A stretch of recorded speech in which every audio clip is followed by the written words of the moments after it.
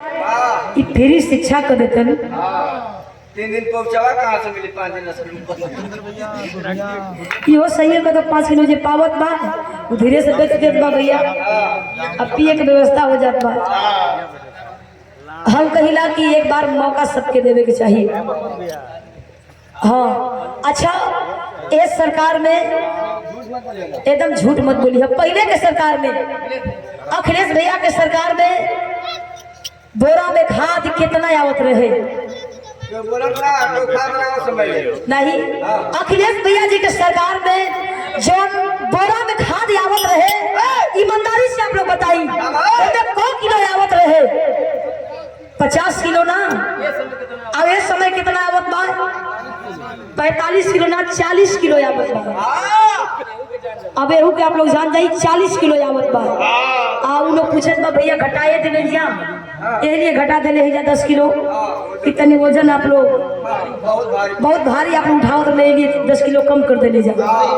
लेकिन जमावा तो उहे ना बा, % बा। बोला कि हीरा खरीदे के देवत ना गरीबे के पास बा, न हमान के पास बा, कोई के पास नहीं थे।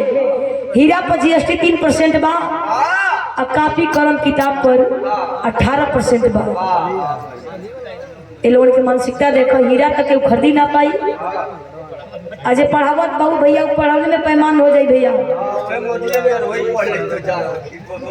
हाँ देखो, इस सरकार में 2 जना देश बेचत वालो, 2 जना खरीदत वालो। एगो बड़ा मोदी जी, एगो अमित शाह जी, कि मिल के लोग बेचत बा। अडानी अंबानी लोग खरीदत बा। ये 2 जना बेचत बा, 2 जना खरीदत बा।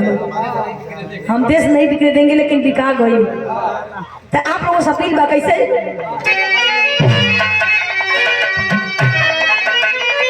अरे हम हुई तू हुआ ना। ए बारी देखो गर्मी देशन बा एकदम। देखो ये प्राकृतिक गर्मी नहीं, लोगन के गर्मी है। अब एकदम हुए 4 जून के फैसला हो जाई कैसे?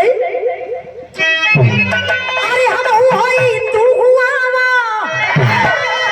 तमन बनाई गल जाना। प्रमोद लाल यादव जी ये बड़ी तैयारी एकदम जहां से करे पड़ी तहां से करे को कैसे?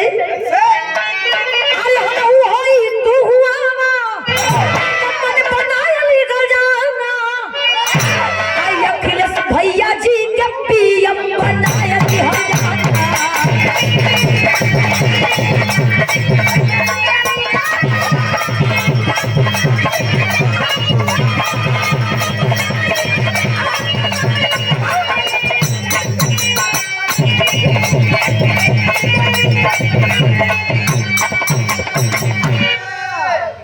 सनातन